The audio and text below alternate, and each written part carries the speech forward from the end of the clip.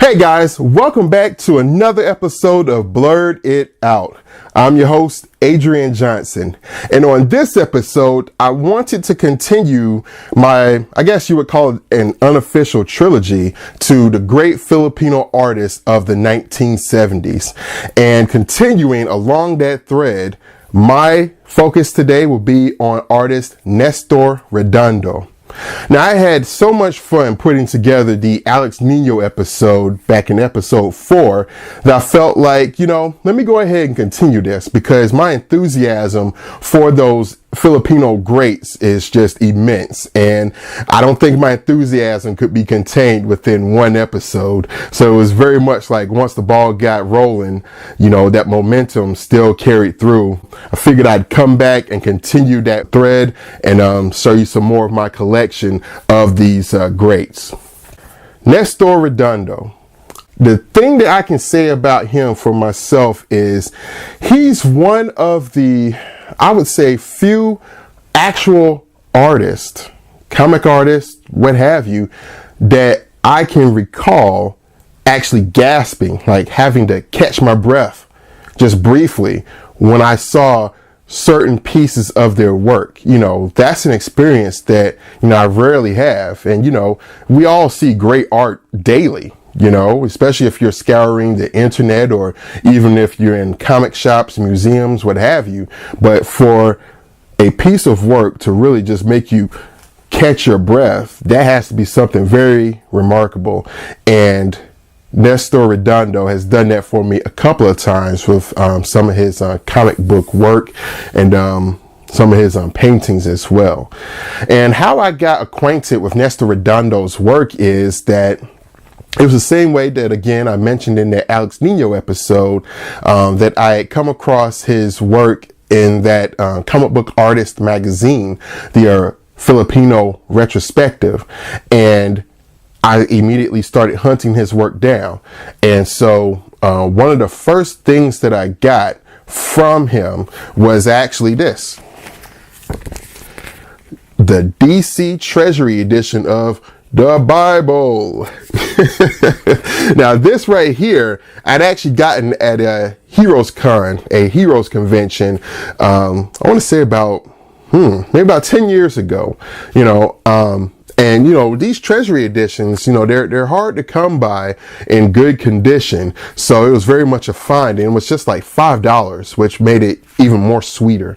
And, with these, Treasury editions, the beautiful thing is that, as you can see, it prints the work at a larger size than normal comic book size, obviously, and just the interiors are fantastic. And as I mentioned before about having the experience of catching my breath when I saw Redondo's work, this right here was the first time that I did so, and it was for this reason right here.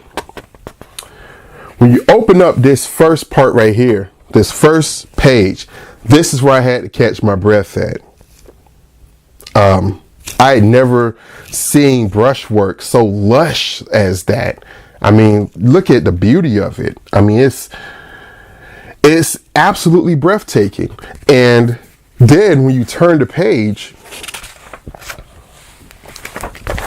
again, this close-up of the kid right here, again, just really made me catch my breath just from the bravado and the lushness of the brushwork.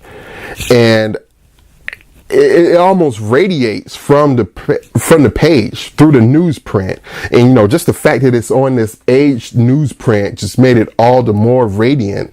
And, yeah, like I just really had to just catch my breath like, wow, this is remarkable. This is beautiful, truly beautiful.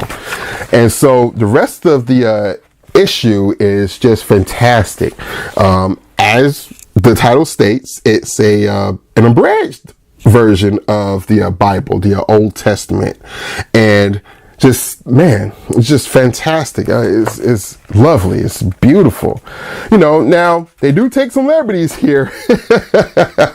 Redondo does take some liberties as far as depicting, the first life on Earth, with the dinosaurs and, things of that nature. But, when it comes to like his drawing the human figure, he's unparalleled. He's, par excellence.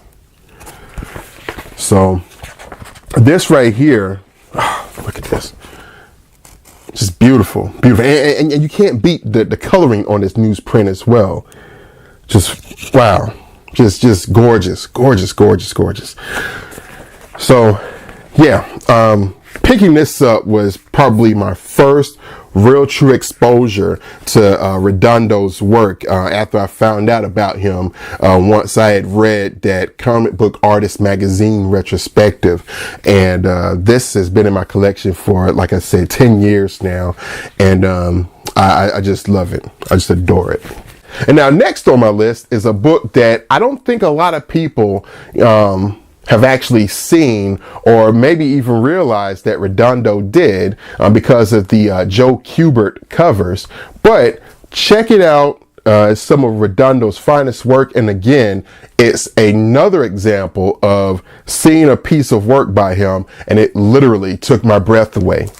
It's Rima, the Jungle Girl, and it was published by DC back in, I believe, 1973, 1974, and it ran for 7 issues, the first six of which Redondo did the artwork in, and it's quite a find. As I mentioned, Joe Kubert covers, but on the interiors, and again, like I mentioned in the Alex Nino episode, I've made tear sheets. I've collected all of the issues that Redondo did for Rima, and it's my intention to get these bound up eventually. But I love that newsprint smell.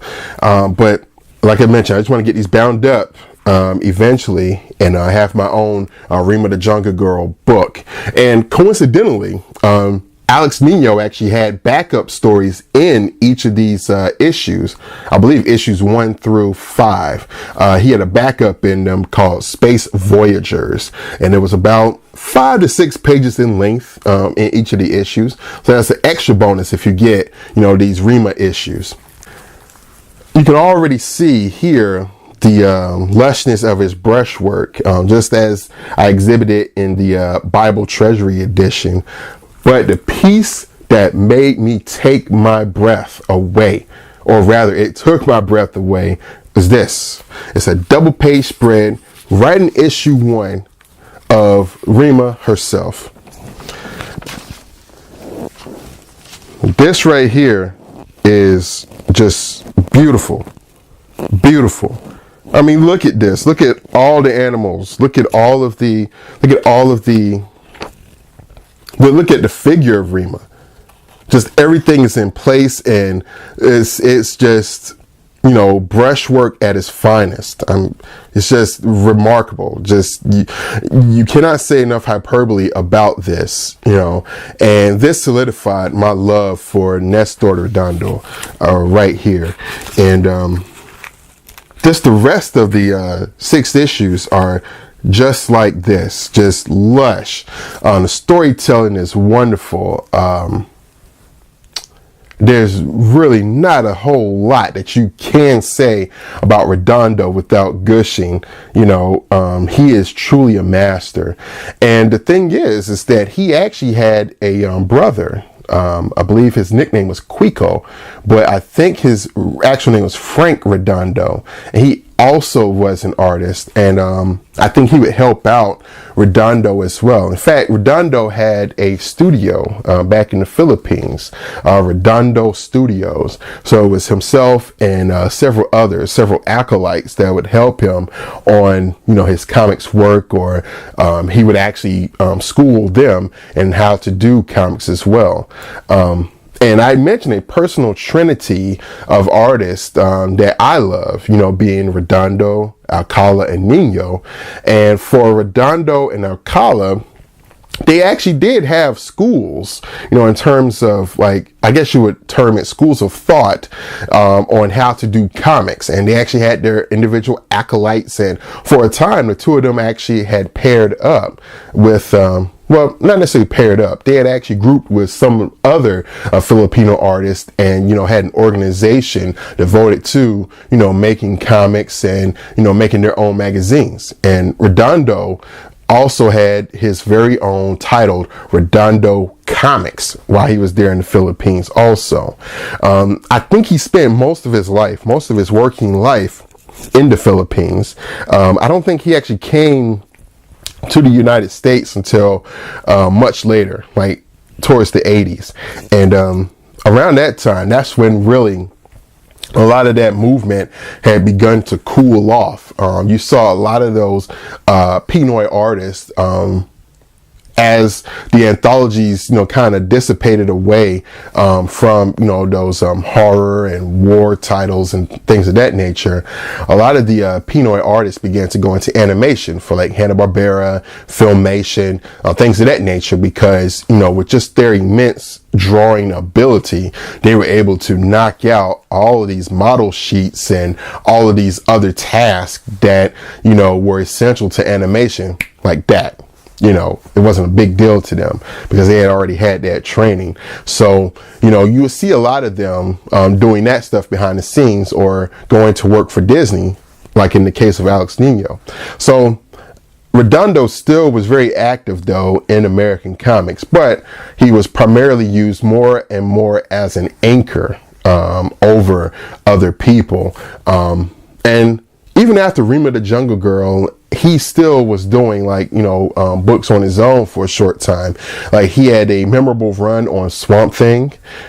He also did a few other projects leading into the late 70s and into the early 80s. But after that, he was just primarily used more as an anchor and as an animation artist to do concept designs and so forth. The last thing that I wanted to mention, and hopefully if you get a chance, check it out and pick yourself up a copy of it, is this.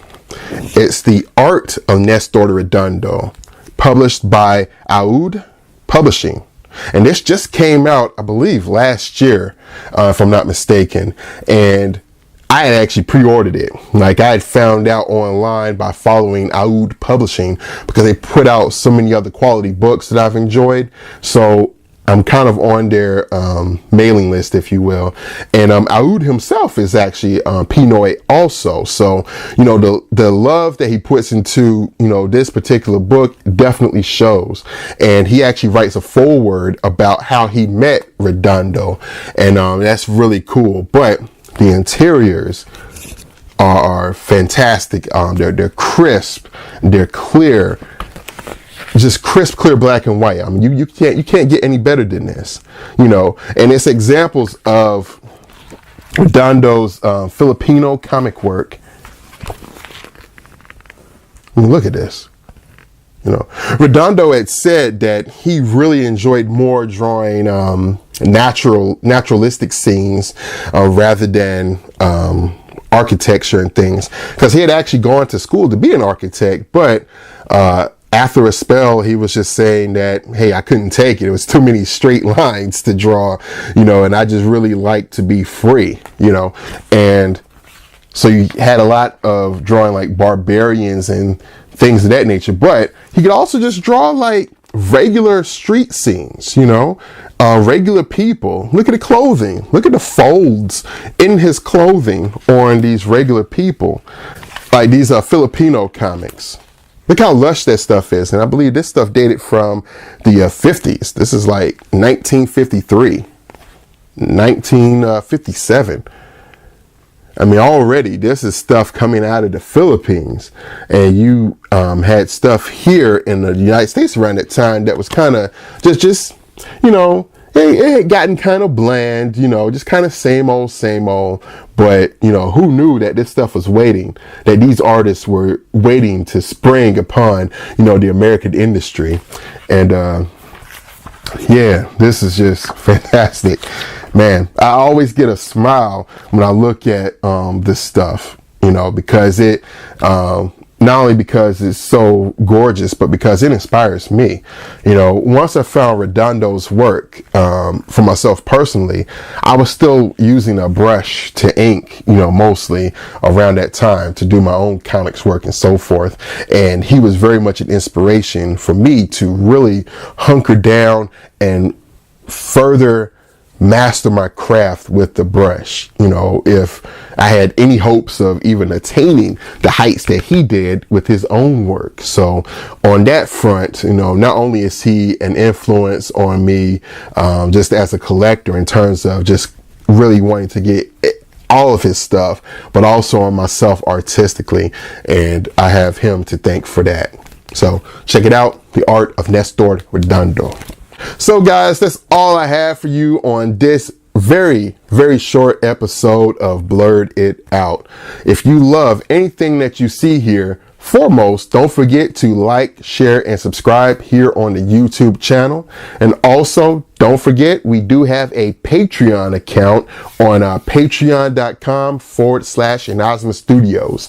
If you want to just give only $1, just $1 a month, it'll help go a long way towards to keep producing these videos such as Blerd It Out and some other stuff that we have coming up very soon. And hey, as always, thank you for the support, and I'll see you guys again on the next episode of Blerd It Out.